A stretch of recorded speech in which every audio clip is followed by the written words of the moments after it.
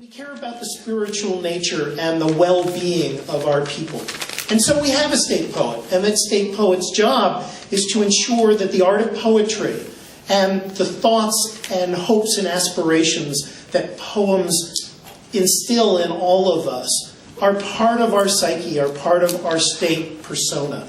And so it's my pleasure to introduce Rick Benjamin, state poet of Rhode Island. It's a pleasure and honor to be here, and I'd like to add my thanks to Janine and Martha and Sarah, who have done extraordinary work this year to support Poetry Out Loud, as usual. And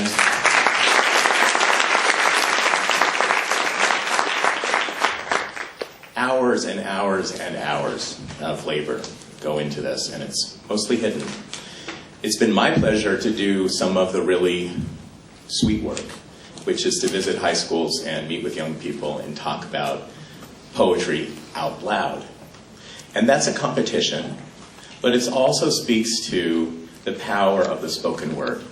And many of you are familiar with and enjoy spoken word poetry, which is a contemporary manifestation of what has always been true about poetry for time immemorial.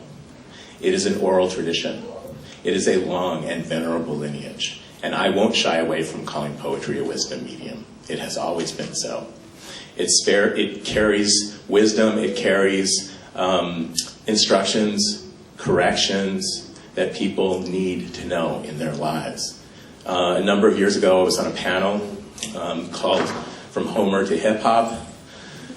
It seemed for a while that people were making Homer into a straw person in order to talk about the spoken word tradition in a contemporary context. And at some point, I realized that I needed to at least stand up and say that Homer was not an academic poet.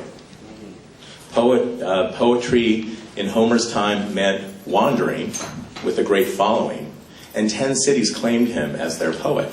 But it was done orally, in the oral tradition, and it meant that if you wanted to know about poetry, you had first to hear it.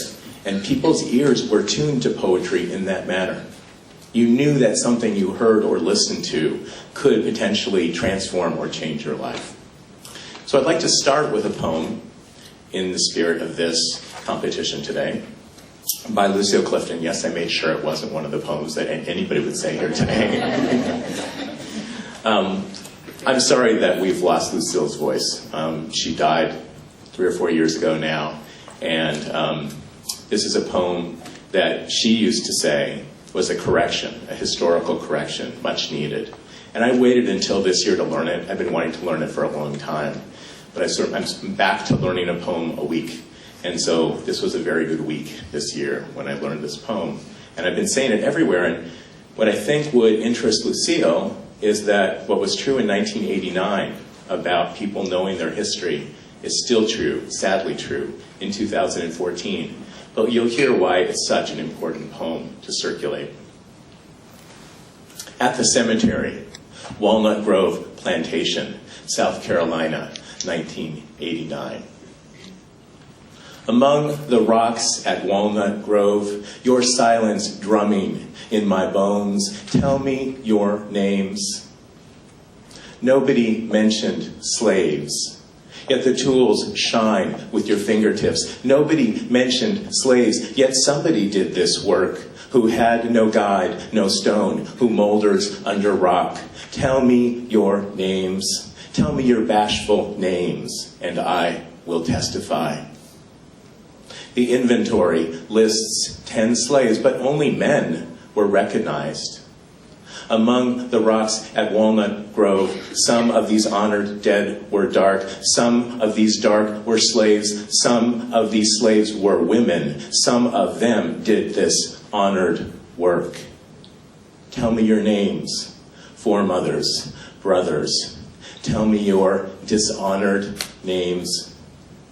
Here lies, here lies, here lies, here lies, here. And I love that last here. And Lucille always went like this.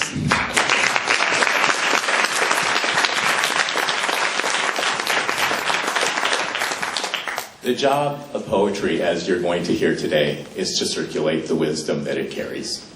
And so I love to think about this competition both as a recitation competition, as somebody has already said, but also as a gesture towards circulating the wisdom that we need so desperately in this world. So today, listen for that. Listen for the words that you can take home with you. Listen for the instructions that might change your life or help you to just simply do the work of living, because that's what Poetry Out Loud means to me, and that's why it's so powerful to me that these young people have taken on the commitment of learning the poems and bringing them to you generously and offering them up to you today, so that all of us will have the opportunity to do that. Thank you, and welcome to Poetry Out Loud.